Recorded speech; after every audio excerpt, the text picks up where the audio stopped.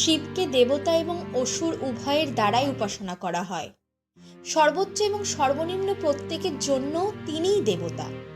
স্বয়ং বিষ্ণু তার পূজা করতেন।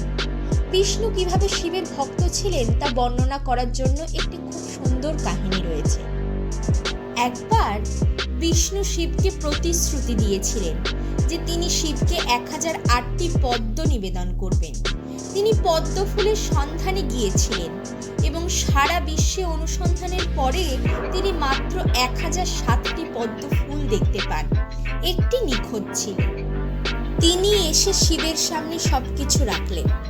শিব চোখ খুললেন না, তিনি শুধু হাসলেন, কারণ একটি নিখোঁজ।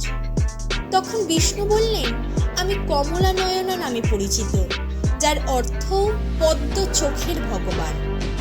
আমার চোখ যে কোনো পদ্মের মতো সুন্দর, তাই আমি আমার একটি চোখ দিয়ে দেব। তিনি তীর দিয়ে তার একটি চোখ তুলতে যাচ্ছিলেন। তখন শিব আবির্ভূত হন এবং বিষ্ণুর ভক্তিতে মুগ্ধ হয়ে শিব বিষ্ণুকে বিখ্যাত সুদর্শন চক্র দেন।